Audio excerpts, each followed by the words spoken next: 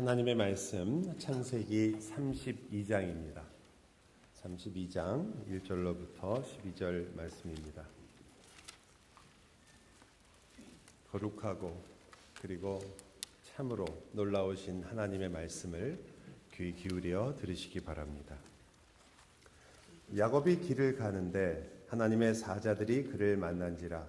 야곱이 그들을 볼 때 이르기를 이는 하나님의 군대라 하고 그 땅 이름을 마하나임이라 하였더라. 야곱이 세일 땅 에돔들에 있는 형 에서에게로 자기보다 앞서 사자들을 보내며 그들에게 명령하여 이르되 너희는 내 주 에서에게 이같이 말하라. 주의 종 야곱이 이같이 말하기를 내가 라반과 함께 거류하며 지금까지 머물러 있었사오며 내게 소와 나귀와 양떼와 노비가 있으므로 사람을 보내어 내 주께 알리고 내 주께 은혜 받기를 원하나이다 하라 하였더니 사자들이 야곱에게 돌아와 이르되 우리가 주인의 형 에서에게 이른즉 그가 400명을 거느리고 주인을 만나려고 오더이다. 야곱이 심히 두렵고 답답하여 자기와 함께한 동행자와 양과 소와 낙타를 두 떼로 나누고 이르되 에서가 와서 한 떼를 치면 남은 한 떼는 피하리라 하고 야곱이 또 이르되 내 조부 아브라함의 하나님 내 아버지 이삭의 하나님 여호와여 주께서 전에 내게 명하시기를 내 고향 내 족속에게로 돌아가라 내가 내게 은혜를 베풀리라 하셨나이다. 나는 주께서 주의 종에게 베푸신 모든 은총과 모든 진실하심을 조금도 감당할 수 없사오나 내가 내 지팡이만 가지고 이 요단을 건넜더니 지금은 두 때나 이루었나이다. 내가 주께 간구하오니 내 형의 손에서 에서의 손에서 나를 건져내시옵소서. 내가 그를 두려워함은 그가 와서 나와 내 처자들을 칠까 겁이 나기 때문이니이다. 주께서 말씀하시기를 내가 반드시 내게 은혜를 베풀어 내 씨로 바다에 셀 수 없는 모래와 같이 많게 하리라 하셨나이다. 아멘. 여러분이 읽은 이 32장은 아마 창세기에 있는 이야기 중에 가장 많은 분들이 알고 있는 그런 내용이 들어있는 부분입니다. 야곱과 하나님이 씨름했다는 이야기죠. 그 이야기를 여러분은 잘 알고 계시고 루터는 그 부분을 구약 성경에서 자기에게는 가장 어려운 부분이라 이렇게 고백한 적이 있습니다. 그만큼 이 구절이 여러분과 저에게 강하게 기억에 남지만 또 어려운 구절이기도 한다는 거죠. 야곱이 라반과 헤어지고 드디어 약속의 땅이라고 하는 가나안에 들어갔습니다. 그런데 들어가는 길목에서요, 참 뜬금없다고 볼 수밖에 없죠. 하나님의 군대를 만납니다. 천사들의 무리들이죠. 그 군대를 만나고 그가 그곳을 마하나임이라 이렇게 부르게 돼요. 그게 왜 들어갔을까? 여러분은 어떠세요? 사실은 저는 하나님이 야곱과 씨름한 것도 참 어떻게 보면 우리가 이 전체 스토리에 어디다 끼워 맞춰야 될지 좀 어려운 이야기이기도 해요. 하나님이 돌아가라고 해서 돌아갔잖아요. 돌아가서 이제 아버지 옆에서 이삭이 살아 있습니다. 아버지 옆에서 잘 살면 돼요. 그런데 갑자기 하나님이 야복강에서 사실상 시비를 거신 거거든요. 어떻게 이런 일이 가능했을까? 사실 야곱의 입장에서 본다면 천사들이 이렇게 군대로서 진을 치고 지나가는 걸 보면 제일 먼저 생각나는 게 뭘까요? 많은 천사들을 봤으면 야곱의 생애에 뭐가 생각났을 것 같아요? 20년 전 베델 사건. 그죠? 그때 천사들이 하늘에서 땅으로 오르락 내리락 하는 걸 봤잖아요. 같은 천사입니다. 천사들이 따로따로 구역별로 일하는 게 아니니까 같은 천사들을 보고 있는 거예요. 다시 말하면 야곱에게 가장 기억나는 것은 그때 하나님이 그에게 했던 약속일 것입니다. 그때 뭐라고 약속했어요? 내가 너와 함께 있어서 어디를 가든지 떠나지 않을 거고 내가 너에게 허락한 대로 이 가나안으로 돌아올 때까지 내가 너를 떠나지 않을 거다. 이런 약속하셨잖아요. 어쨌든 그것을 본다면 천사들을 만난 사건은 하나님께서 약속하신 대로 이 야곱을 지키시겠다는 표현이구나. 이렇게 볼 수 있습니다. 거기에 하나님의 사자가 등장하는데도 불구하고 야곱과 아무런 대화가 없어요. 지나는 거예요. 그런데 야곱의 입장에서 본다면 처음에는 베델의 약속이 생각나니까 하나님이 나를 지키시는 것이구나. 당연히 생각할 수 있는 거죠. 하지만 성경의 전체를 생각한다면 이 천사를 만난 사건은 좀 다른 의미도 가지고 있습니다. 사실 이 천사들은 가나안을 지키는 천사라고 볼 수 있는데, 왜냐하면 군대라고 번역할 수 있기 때문이죠. 군대는 뭐 하는 거예요? 전투를 위한 겁니다. 무슨 전투를 하고 있을까요? 이 가나안이라는 곳은 상징적인 의미를 갖고 있습니다. 지금 가나안에는 물론 이 땅에는 수많은 이방인들이 지금 살고 있고, 그리고 아직 아브라함도 그렇고 이삭도 그렇고 야곱도 그렇고 땅 같은 땅을 변변찮게 갖고 있는 것도 없습니다. 그러나 아시는 것처럼 하나님의 약속의 땅입니다. 그리고 이 땅을 지킨다는 의미는 이 가나안이 상징하는 바가 성경에서 상당히 중요하다는 걸 의미하죠. 이 가나안을 상징하는 이런 의미는 어디에도 드러나냐면 여러분이 후에 모세의 성막에서도 드러나고요. 그보다 조금 더 앞으로 간다면 여러분이 아시는 방주에서도 드러나고요. 그 방주 전에 에덴 동산에서도 드러나는 것입니다. 사실 이 약속의 땅이라는 것은 조금 멀리 가면 하나님께서 아담과 하와와 함께 이루려고 하셨던 어떤 땅이요? 에덴과 선을 닫고 있는 땅이거든요. 에덴으로부터 아담과 하와가 쫓겨났죠. 하나님이 포기하셨느냐? 아니다. 내가 너희를 포기하지 않았고 에덴에서 내가 이루려고 하는 나의 뜻은 절대로 변하지 않는다. 그것을 보여주신 것이 노아의 방주입니다. 그래서 노아의 방주가 만들어진 구조는 3층의 구조로 되어 있는데 마치 하나님께서 천지 만물을 지으셨던 창조의 구조와 아주 유사하게 지으셨습니다. 또한 여러분이 아시는 대로 거기에 물이 있고 그리고 성령이 그 물 위에 운행하시는 것도 같은 의미를 가지고 있죠. 여러분, 따라서 우리는 에덴 동산이 거기서 아담과 하와가 쫓겨났지만 그러나 하나님께서는 그들을 포기하지 않고 하나님의 구원의 역사를 이루어가고 계시는구나. 그래서 그 다음으로 등장한 것 중에 우리가 잘 아는 것이 바로 가나안 땅에 대한 약속입니다. 약속한 땅. 그래서 여러분, 우리가 요단강 건너가 만나리 하잖아요. 찬송할 때. 그게 무슨 뜻이에요? 요단강 건너가 만나리. 이 땅을 떠나서 여러분이 천국을 간다라는 것을 상징한단 말이에요. 천국을 상징하고 있죠.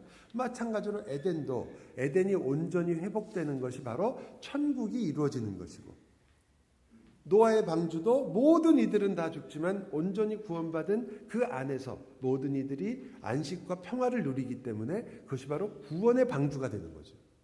이해가 가시나요? 여러분, 많은 분들이 성경이 그저 이렇게 쓰여진 것처럼 생각되실 수 있겠지만 그러나 사실은 굉장히 정밀한 책 중에 하나입니다. 그 오랜 기간 동안 이 책이 그러한 통일성을 가지고 기록됐다는 것은 특별히 서로 만날 수도 없고 책을 서로 전달할 수도 없는 사이에서 그러한 일이 일어났다는 것은 정말 성령 하나님께서 이 책에 저자라는 것을 증명하는 중요한 일 중에 하나죠. 결국 가나안 땅으로 들어가는 그 시작에서 그가 본 것은 바로 하나님의 군대였어요. 여러분, 이 일이 야곱에게만 일어난 게 아니에요. 후에 보면 여호수아가 드디어 가나안을 정복하는 전쟁을 시작합니다. 할례를 받은 이스라엘 백성들과 함께 이제 드디어 정복을 시작하는데 여호수아 앞에 누군가가 나타나요. 여호수아에서 보면 이렇게 나옵니다. 여호수아가 여리고에 가까이 이르렀을 때 드디어 이제 정복 전쟁이 시작되는 거죠. 눈을 들어본즉 한 사람이 칼을 빼어 손에 들고, 그러니까 칼 차고 온 거 아니에요? 칼을 뺐어요. 이 말은 무슨 뜻입니까? 너랑 싸우겠다 이 뜻 아니에요. 그리고 앞에 섰어요. 그래서 여호수아가 묻습니다. 너는 우리 편이냐? 우리랑 같이 싸울 편이냐? 아니면 적군이냐? 적군이면 싸워야 되니까. 그러니까 뭐라고 그래요? 나는 여호와께서 보낸 군대 장관이라고 그래요. 그러자마자 여호수아가 거기에 엎드려서 그에게 절하고 내 주여 종에게 무슨 말씀을 하려 하시나이까? 라고 묻습니다. 그때 군대 장관이 내가 너를 대신해서 싸우러 왔다. 우리가 좋아하는 그 말을 하지 않습니다. 뭐라고 말하냐면 이곳은 거룩한 땅이니 너의 신을 벗어라. 이렇게 얘기합니다. 여러분, 그것은 바로 이 가나안 땅의 특징을 말해주는 거죠. 가나안 땅은 정복한다는 말을 우리가 많이 쓰지만 정복하기 전에 하나님이 약속하신 거룩한 땅입니다. 이것은 하나님께서 약속하셨기 때문에 사실은 누구의 것입니까? 하나님의 것이요 하나님의 자녀의 것입니다. 여호수아는 그것을 자기의 전쟁을 통해서 정복해 나가는 것이 아니라 사실은 거저 얻는 것입니다. 여리고성 어떻게 함락했어요? 여호수아가 역사상 가장 뛰어난 검술의 달인이었죠. 그래갖고 오는 적마다 그냥 넘겨가지고 칼로 베어서 넘겨서 모든 이들이 여호수아 앞에서 쓰러져서 그래서 성을 드디어 점령했죠. 저를 왜 그렇게 경멸하는 눈초리로 보세요? 성경을 저렇게 고를 수가 있나? 예, 안 그랬어요. 돌았어요, 성을. 어떤 분은 그렇게 돌아서 또 이렇게 무너졌대요. 그게 말이 됩니까? 돌아서 무너졌다는 말은 여호수아와 제사장들이 그 성을 무너뜨린 게 아니라는 말이에요. 하나님께서 일하셨다는 뜻이지 그게 사람들이 발을 세게 굴러서 뭐 무너졌겠어요. 그런 게 아니라는 거죠. 하나님께서 하셨다는 증거거든요. 결국 여호수아는 그것을 받은 거예요, 이스라엘은. 그러나 하나님께서는 그들이 그곳에서 전쟁을 치르기를 원하셨죠. 그것은 야곱에게도 마찬가지입니다. 자, 이제 보세요. 그래서 우리는 야곱이 이제 거룩한 땅에 들어갔다는 걸 알게 되는 거예요. 라반이 세상을 대표한다면 드디어 가나안 땅에 들어온 야곱은 거룩한 땅에 들어온 자의 모습이 이제 시작되는 겁니다. 그곳에서 야곱의 무리들, 야곱의 지인이라고 할 수 있는 야곱의 진영과 하나님의 군대의 진영이 만나게 된 거예요. 무슨 일이 벌어질 것 같아요? 이거는 무조건 우호적인 만남이 아닌 거죠. 그들이 우호적으로 왔다면 그들은 그들을 보살피기 위해서 물과 엘리야 만났던 천사처럼 물과 먹을 양식을 갖고 왔다든지 너희들을 환영한다는 환영 플랜카드를 들고 야곱 왔구나 환영한다 이렇게 나왔을 텐데 군대를 만난 거거든요. 여러분 이 긴장감의 고조입니다. 사실은 성경을 여러분이 보시면 이제 이 스토리는 야곱이 하나님과 씨름하는 데까지 가는데 여러분이 갑자기 하나님의 씨름이 나오는 게 아니에요.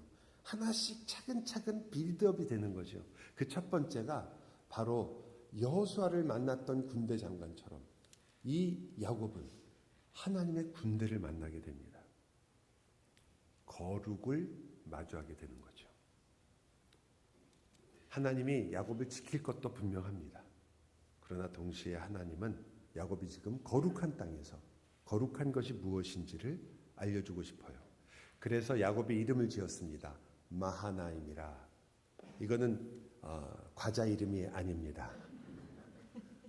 마하나임은 두 진영이란 뜻입니다. 두 무리들. 어느 무리일까요?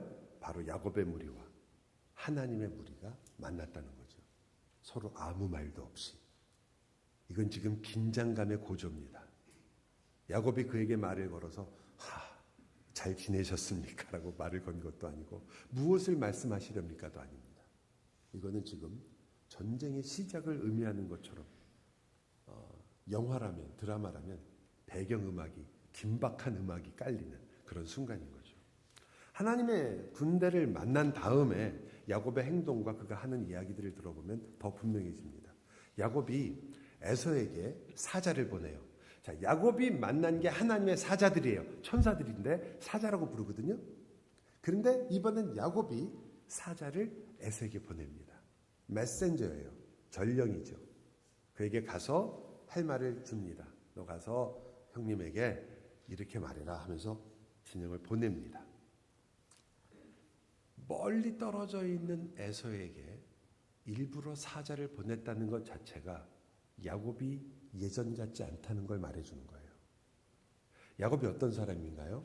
지금 제가 이것을 좀 더 여러분이 확실하게 그리게 하기 위해서 생각해 보세요. 지금 야곱은 북쪽에 있는 터키에 더 가까운 곳이에요. 그 북쪽으로부터 내려오고 있는 중입니다.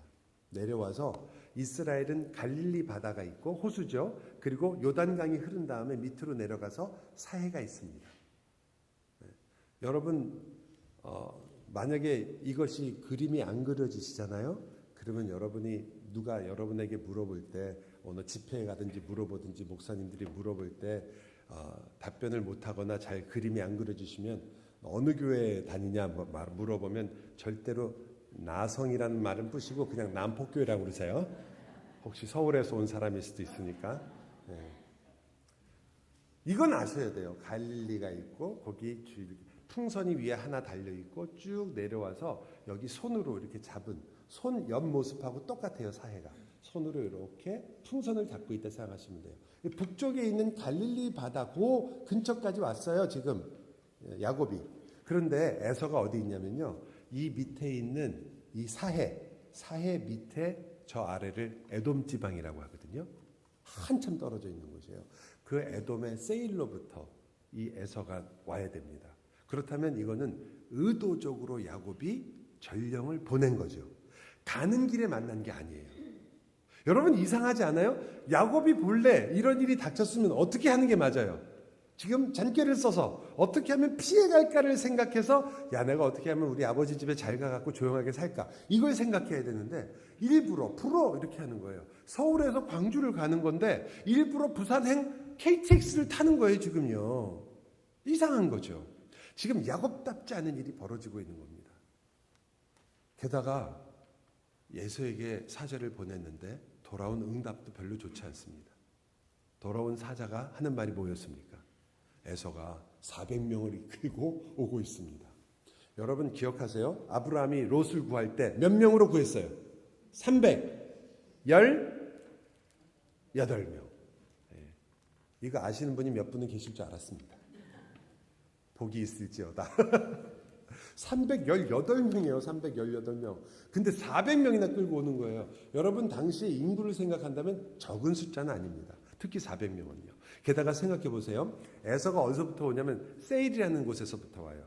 세일이라는 뜻이 무슨 뜻이냐면 털이 많다는 뜻입니다. 누가 털이 많죠? 에서가 털이 많죠. 에돔이라는 뜻은 북다라는 뜻이에요. 에서의 이름이에요. 자, 여러분 어떤 사람의 이름과 특징을 따서 도시 이름을 지었다면 그 도시는 누구 거? 네, 에서 거예요. 에서가 지금 그 지방에 패준 거예요. 패권자예요. 그러니까 상당한 힘, 재력, 권력을 갖고 있는 존재가 됐다는 뜻이에요. 소위 말해서 야곱은 정말 죽도록 고생하다가 와가지고 겨우 자기 재물을 불려서 온 사람이고 에서는 지금 한 민족 국가처럼 한 나라를 이룰 정도로 성공한 사람인 거예요. 둘이 만나게 됐는데 에서가 400명을 끌고 오니까 아 이건 에서가 내 말을 오해했구나 라고 생각하는 게 당연한 거죠. 겁이 안 나겠습니까? 당연히 겁이 나죠. 근데요 이렇게 시작을 하는 거예요. 야곱의 생애가. 하나님을 믿고 하나님의 거룩의 땅에 들어가는 순간 그에게 요구되는 것이 바로 이 거룩이었거든요. 보다 정확하게 표현한다면 지금 야곱은 자기의 과거를 만나는 것이고 그것보다 더 정확하게 표현한다면 자기의 죄와 만나는 겁니다. 죄가 참 무서운 거죠. 떠날 줄 알았고 지워질 줄 알았고 사라질 줄 알지만 그러나 그 죄가 여러분을 찾습니다. 여러분 만약 그것이 해결되지 않으면요 하나님 앞에 마지막 날 설 때 그 죄가 여러분을 따라와서 여러분을 고소하는 겁니다. 다른 어떤 것이 아니라 죄가 여러분을 고소하게 됩니다. 그때 우리는 잊어버렸고 우리가 알지 못하는 것 같으나 하나님 앞에서 그 모든 죄가 낱낱이 고해질 수밖에 없습니다. 그것은 여러분이 알고 있는 우리의 인간적인 이성과 상식으로도 맞습니다. 우리가 모두 동의하는 권선징악이라든지 혹은 우리가 알고 있는 것처럼 인과응보라든지 이것은 여러분 모두가 다 상식적으로 양심이 알고 있는 바입니다. 내가 잘못한 것이 있다면 거기에 대한 보응을 받는 것이 마땅합니다. 하나님 앞에서도 똑같다는 거죠. 그것을 해결하지 못했다면 지금 야곱은 그것을 해결해야 될 자리에 서게 된 겁니다.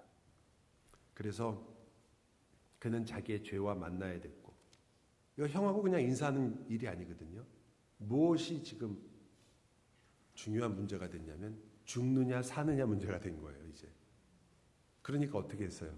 반으로 나눴어요.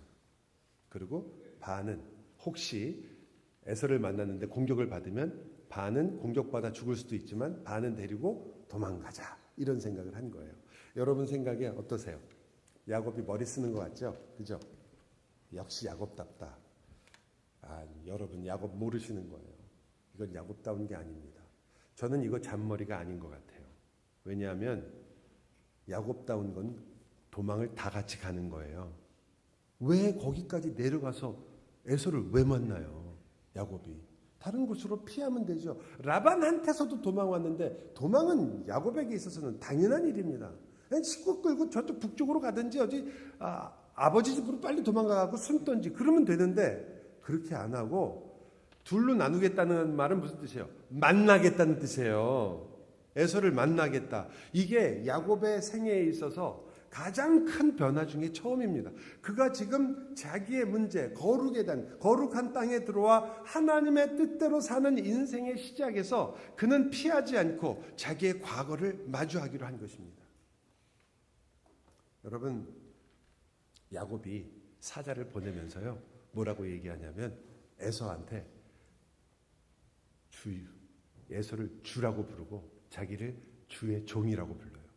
하나님이 아니라. 그런데 하나님께도 이제 기도할 때 뭐라고 부르냐면 하나님을 주라고 불러요.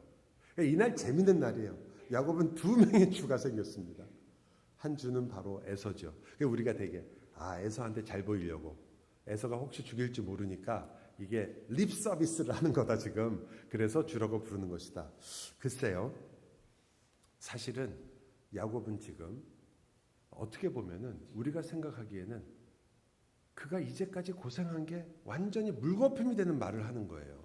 자, 20년 동안 고생한 이유가 뭐였어요? 장자권 때문에 그랬어요. 장자권이라는 말은 어떤 거예요? 큰 자가 작은 자를 섬기리라. 그 말씀을 들었기 때문에 야곱이 작은 자인데 큰 형님이 나를 섬길 것이다. 그렇게 생각한 거 아니에요. 이삭이 장자의 권리, 장자권의 축복을 줄 때 뭐라고 얘기했는지 기억나세요? 너의 형제들이 너를 주라고 부를 것이다. 이게 장자권이었어요. 그런데 20년 동안 고생해서 돌아와서 지금 어떻게 된 거예요? 반대가 된 거 아니에요. 야곱이 에서에게 주라고 부르게 됐어요. 이건 한마디로 물거품이죠. 완전히. 도루묵이 된 거예요. 말짱 도루묵. 이게 무슨 의미가 있어요, 이게요? 정말. 이것이 지금 야곱이 처해 있기 때문에 야곱은 지금 이 말을 쉽게 하는 게 아닙니다. 그렇지만 훨씬 더 깊은 훈련을 통과한 야곱의 생애에서 나올 수 있는 최고의 고백이기도 합니다. 여러분은 이 구절을 보면서 이 생각이 안 드세요? 예수님께서 나중에 하셨던 그 말씀. 누가 큰 자인가를 물어봤던 제자들에게 작은 자가 큰 자다. 섬기는 자가 큰 자가 될 것이다 라는 그 말씀이 떠오르지 않으세요? 지금 야곱은 진정한 의미에서 장자권을 이해하고 있다고 볼 수 있습니다. 그는 자기의 자리를 찾았을 뿐만 아니라 자기가 받을 복이 무엇인지를 알 뿐만 아니라 자기가 지금 그 약속의 땅에 들어와 있다는 것을 압니다. 애석하지만 에서는 모릅니다. 에서는 큰 자가 되었습니다. 에서는 섬김을 받는 자가 되었습니다. 에서는 주라는 말을 들었습니다. 그러나 진정한 주, 진정으로 여기서 복을 받은 자는 사실은 야곱인 거죠. 여러분, 야곱은 부자가 돼서 재물을 모았지만 그러나 역시 자기의 죄와 부닥쳐야 됐고 그리고 하나님께서는 이 일을 통해서 진정한 구원이 어떤 것인지를 야곱에게뿐만 아니라 우리에게 알려주시게 됩니다. 이 에서를 만나는 일, 야곱은 지금 굉장히 두렵다고 얘기하죠. 답답합니다. 에서와 화해하고 싶었는데 에서는 오히려 무리를 끌고 그에게 다가오고 있으니까 그는 죽음을 생각했습니다. 그러나 도망가지는 않습니다. 그는 라반 사건을 통해서 하나님께서 하나님의 약속을 어떻게 이루어 가시는지를 충분히 보았습니다. 그는 하나님을 예전이 아니라 훨씬 더 깊이 알고 있다는 것을 이 사건에서 보여주기 시작합니다. 제가 그것을 더 확신할 수 있는 이유는 그가 성경에 기록된 것으로서는 생애 최초로 진짜 기도를 하게 됩니다. 물론 그가 전에 기도를 하나도 안 했을 리는 없겠죠. 그러나 성경은 이 중요한 기도를 기록하게 되는데 야곱이 하나님께 기도를 하게 됩니다. 정말 코너에 몰렸다는 뜻이죠. 지금 죽음 앞에 있는 겁니다. 그가 하는 기도의 처음 9절을 한번 보시기 바랍니다. 9절에 야곱이 기도하는 거예요. 야곱이 기도하여 이르되 내 조부 아브라함의 하나님, 내 아버지 이삭의 하나님 여호와여, 주께서 전에 내게 명하시기를 내 고향 내 족속에게로 돌아가라. 내가 내게 은혜를 베풀리라 하셨나이다. 저는 이 구절이 여러분이 읽으시면서 그렇지라고 말은 하시겠지만 야곱의 입장에서 한번 이렇게 기도한다고 생각해 보세요. 야곱은 지금 20년 동안 정말 말로 다 할 수 없는 고생 끝에 이 자리에 왔습니다. 그리고 그는 그 모든 것을 다 버리고 이뤄야 되는 입장에 서게 됐습니다. 그뿐만 아니라 자기의 목숨과 자기의 가족의 생명도 지금 위기에 처했습니다. 그때 그가 하나님께 하나님의 약속을 이야기하고 있는 거예요. 하나님 약속하지 않으셨습니까? 내 고향 내 족속에게로 돌아가라. 내가 내게 은혜를 베풀리라 하지 않으셨습니까? 저는 개인적으로는 상당히 감동적인 이야기로 봅니다. 거기에 20년 동안의 이 야곱의 생애가 들어있기 때문이죠. 그는 드디어 하나님께 기도하면서 자기의 인생을 하나님께서 어떻게 지켜셨는가를 고백하고 있는 거거든요. 하나님, 제가 여기까지 왔는데 하나님이 분명히 약속하지 않으셨습니까? 일로 돌아오면 은혜를 베푸시겠다고. 그래서 저 도망가지 않습니다. 이 말이잖아요. 그래서 저 죽음이 앞에 있는데도 그 하나님이 약속한 거 생각하기 때문에 제가 지금 다른 곳으로 도망가지 않고 이렇게 해서라도 에서를 만나려고 합니다. 여러분, 도대체 이 마음이, 제가 보기엔 이 용기가 어떻게 그의 신앙이 이렇게 고백하게 했을까요? 저는 정말 감동적인 이 단어들이요. 생각할수록 그렇습니다. 어떻게 이렇게 기도를 시작할 수 있었을까? 그의 기도는 그렇게 약속으로 출발하지만 그 다음에 이 기도에 있어서 가장 놀라운 일이 벌어집니다. 10절을 보세요. 나는 주께서 주의 종에게 베푸신 모든 은총과 모든 진실하심을 조금도 감당할 수 없사오나. 이게 좀 번역이 문자적으로 됐기 때문에 어렵지만 이런 뜻입니다. 하나님께서 저에게 베푸신 그 많은 은혜, 이 헤세드라는 단어거든요. 은혜. 그리고 모든 진실하심, 그것은 신실하심으로 번역하는 게 훨씬 더 우리에게 다가올 거예요. 하나님이 나에게 얼마나 faithful 하시냐. 그렇게 신실하심을 조금도 감당할 수 없사오나, 이 말은 저는 그것을 받을 자격이 전혀 없습니다. 이런 뜻입니다. 여러분이 지금 야곱이 많이 겸손해졌네 이렇게 생각하신다면 이거는 여러분 이런 뜻입니다. 제가 지금 가지고 있는 것, 그리고 제가 누리고 있는 모든 것들, 저는 그것조차도 가지고 누릴 자격이 없습니다. 이거는 어떻게 보면 성경 전체에서 물론 여러 군데 좋은 부분이 있지만 신정론이라고 이야기하는, 즉 왜 착한 사람이 고통을 당합니까?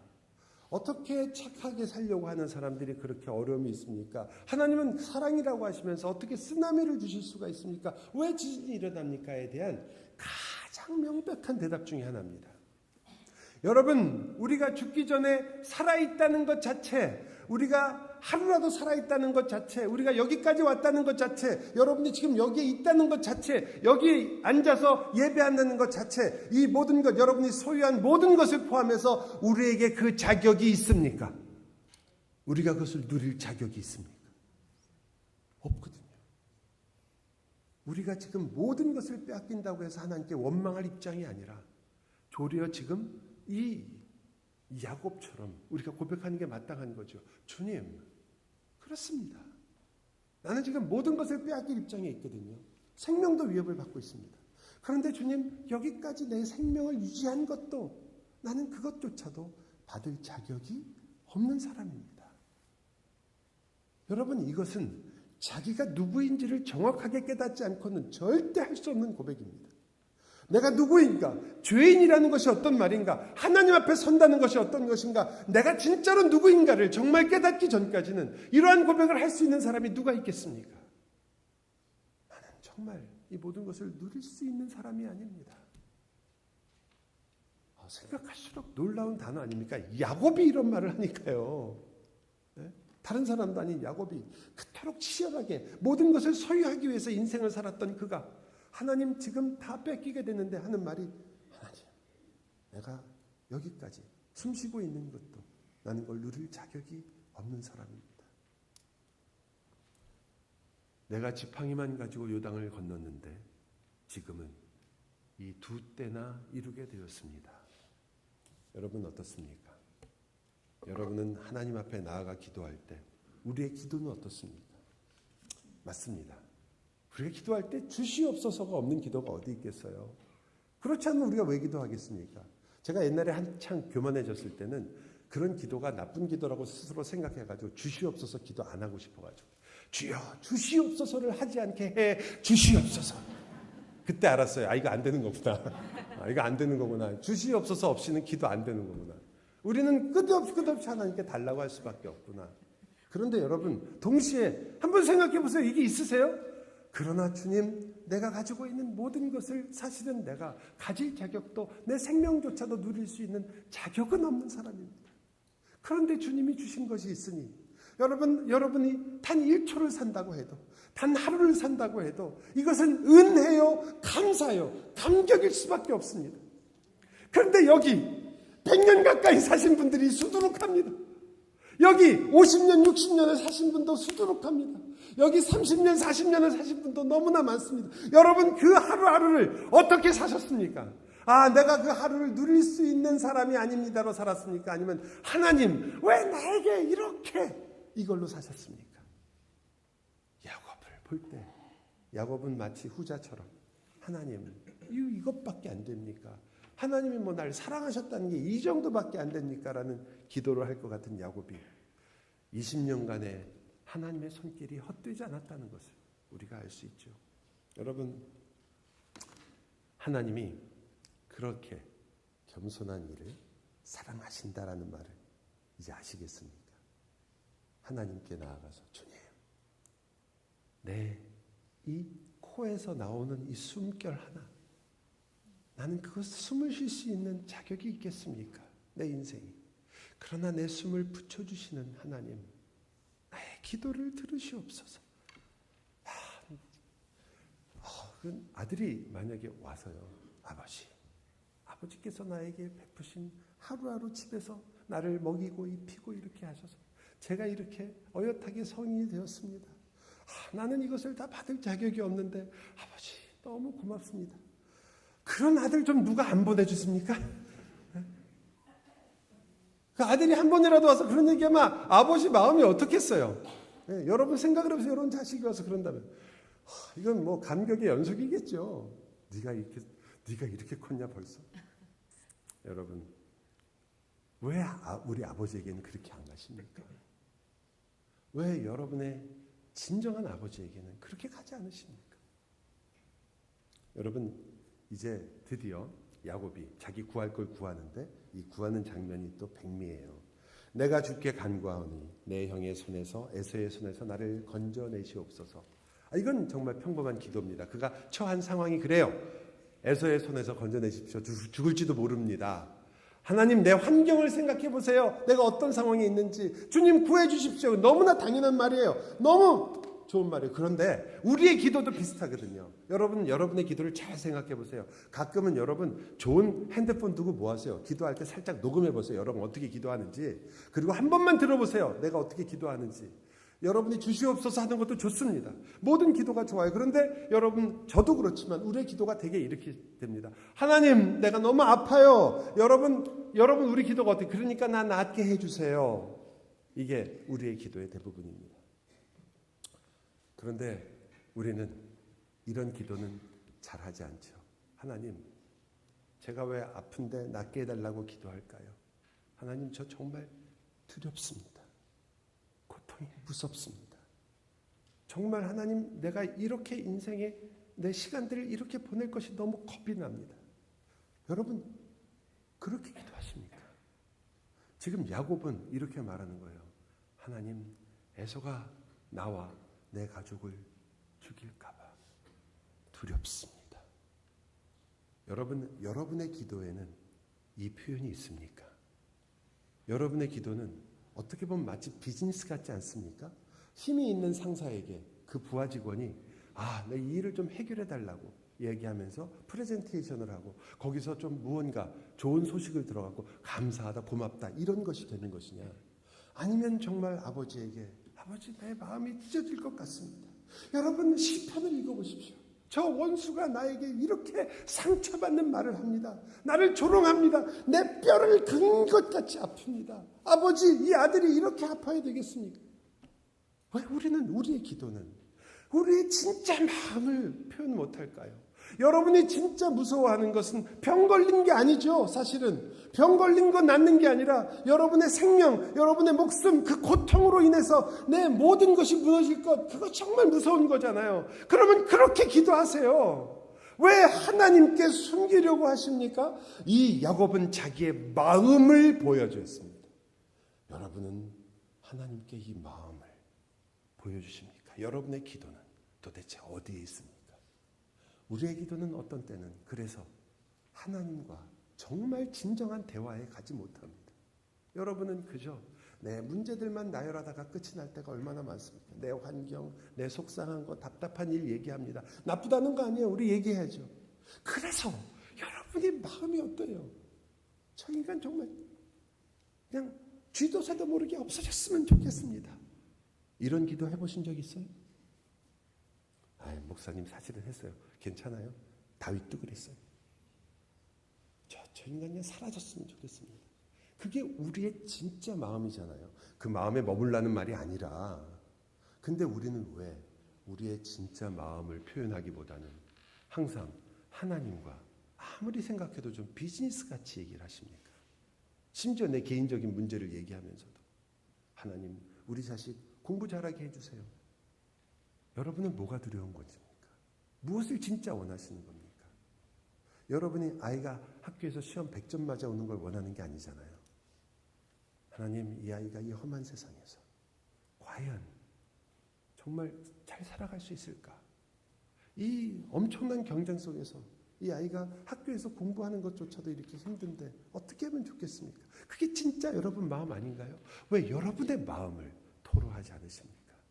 왜 하나님께 여러분은 정말 나아가는 것이 아니라 하나님은 항상 멀리 떨어져서 힘이 좋으신 그 하나님께서 그 능력과 힘으로 어떻게 내 문제를 좀 해결해 줄 것만 생각하십니까? 여러분 마음을 토하십시오. 두렵다.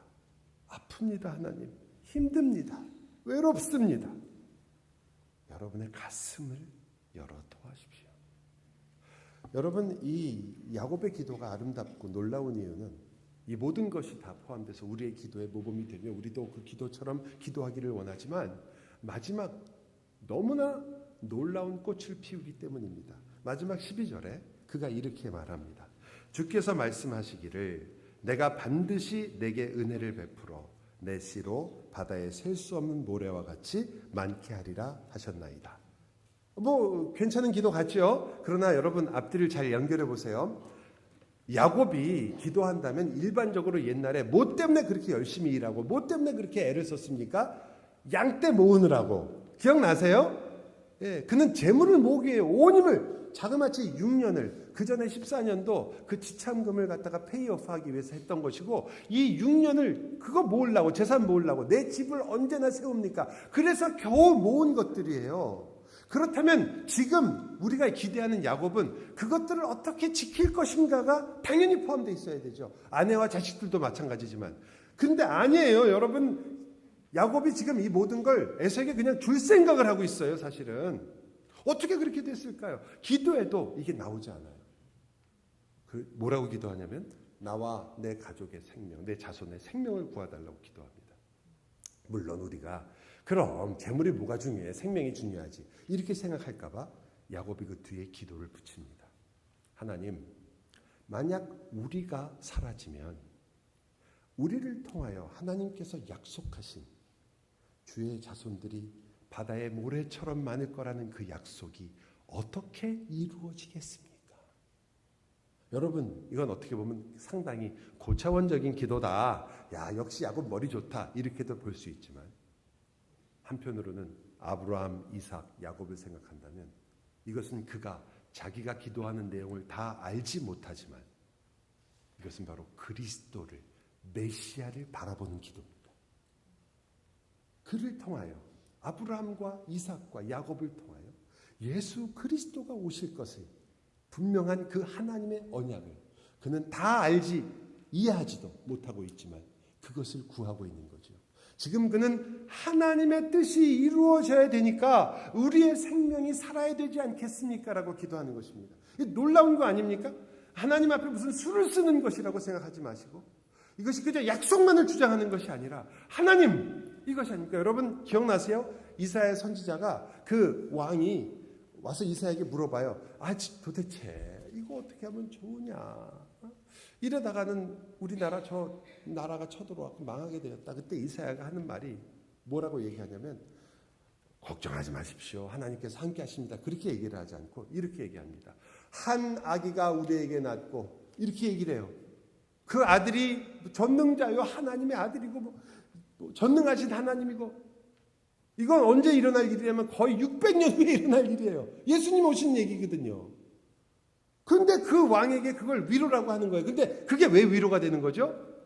그 왕이 망하지 않기 때문에 이 아들이 태어날 거라는 거 아니에요. 지금 그런 얘기란 말이에요. 야곱이 이제 하나님께서 나와 내 자손의 생명을 지켜주셔야 이 하나님의 역사가 이루어지지 않습니까? 여러분, 여러분의 기도가 여기 와야 되거든요. 여기 와야 돼요. 여러분, 우리의 기도는 당연히 구하는 것이 있습니다.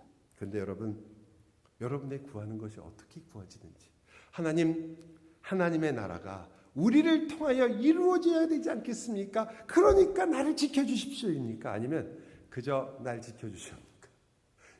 여러분이 하나님 나를 성숙하게 해주십시오입니까? 아니면 예수 그리스도의 장성한 분량이 나에게 이루어진다는 그 약속을 이루어셔야 되니 나를 성숙해 주십시오. 여러분 혼자 성숙하고 싶다면 여러분은 여러분 자신을 치장하고 꾸밀 뿐입니다. 나는 남보다 더 성숙한 사람, 남보다 좀 괜찮은 사람, 남보다 좋은 신앙을 가진 사람, 남보다 좀 위에서 그래 너는 예수 그렇게 믿고도 이거밖에 못하느냐. 그것밖에 할 수 없어요. 우리가 그것 갖고 자랑하고 살 수밖에 없어요. 세상에서 여러분이 사람들과 비교하며 자랑하며 살 수가 그것밖에 없는 거예요. 나는 그래도 성경 이만큼 안다. 나는 그만큼 기도한다. 나는 이만큼 예수 잘 믿는다. 이거밖에 자랑할 게 없는 거예요.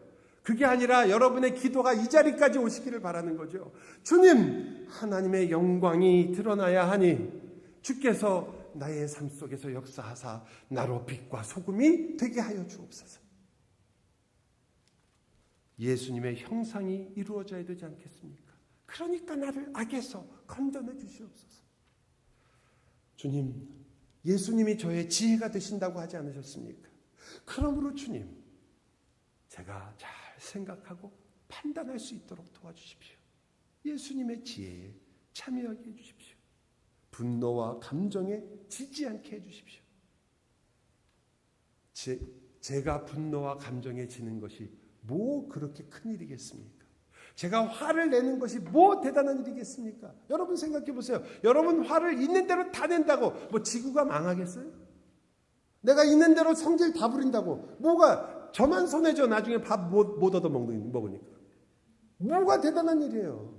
진짜 대단한 일은 하나님께서 이 성내며 화내기 좋아하고 정말 게으르며 내 마음대로 살아가기를 원하는 내가 주님의 나라와 영광을 약속하지 않으셨습니까? 그러므로 나의 인생을 바꾸어 주십시오. 하나님의 영광이 드러나게 해 주십시오. 예수님이 나의 의가 아니십니까? 예수님이 나의 자랑이 아닙니까? 예수님이 나의 모든 것이 아닙니까? 그것이 여러분의 기도가 되시기를 바랍니다. 여러분, 이게 오늘 말씀의 끝입니다. 하지만 예고편이 있습니다. 왜냐하면 그 다음에 일어나는 일 때문에요. 다음 주에 예고편이 있는데요. 여러분, 야곱이 이렇게 멋있게 기도했거든요. 하나님 응답하실 거 아니에요. 야곱의 기도는 대포와 같았고 그리고 정말 간절했습니다. 그렇다면 하나님의 은혜가 그에게 임할 것인데 우리는 당연히 Amazing Grace를 생각합니다. Amazing Grace, how sweet the sound. 얼마나 달콤한가. 정말 그 Amazing Grace, 나 같은 죄인 살리신 그 가사는 하나님의 은혜가 얼마나 달콤한가 이렇게 이야기하죠. 정말 은혜가 달콤할까요? 야곱에게 임했던 하나님의 은혜는 하나님이 그에게 시비를 거셔서 그와 전쟁을 하셨던 사건입니다. 폭포 같고요. 험하고 힘든 은혜가 그에게 임하게 될 겁니다. 여러분, 이 스토리가 왜 등장하는지, 그리고 그것이 무엇을 말하려고 하는지를 다음 주에 반드시 읽고 오십시오. 여러분의 생각을 잘 정리해 오십시오. 그리고 성경이 말하는 것을 함께 따라가 봅시다. 과연 왜 야곱은 갑자기 하나님의 방문을 받았으며 하나님은 그를 통하여 무엇을 이루고 계신지 기도합시다. 사랑의 주님, 저희가 놀라우신 주님의 은혜를 다시 생각하고 우리의 기도를 다시 돌아봅니다. 우리는 그 아름다우신 주님을 정말 바라보고 있습니까? 하나님의 뜻이 이루어지이다라고 말하면서 우리는 그저 주시옵소서로 끝나버리는 것이 아닌지, 주님, 야곱의 기도로부터 우리도 거룩한 땅에 들어간 하나님의 자녀로서 우리가 만나야 할 과거를 어떻게 만나야 하며 우리의 죄를 해결하신 그 주님의 은혜가 어떤 것인가를 이 놀라운 구속의 역사를 통하여 배우게 하시고 저희로 참된 하나님의 은혜를 아는, 그래서 주님 앞에 나의 모든 심정을 토로하며 나의 마음을 토로할 줄 아는 주의 백성이, 아들이, 딸이 되게 하여 주옵소서. 예수님의 이름으로 기도합니다. 다 함께 일어나셔서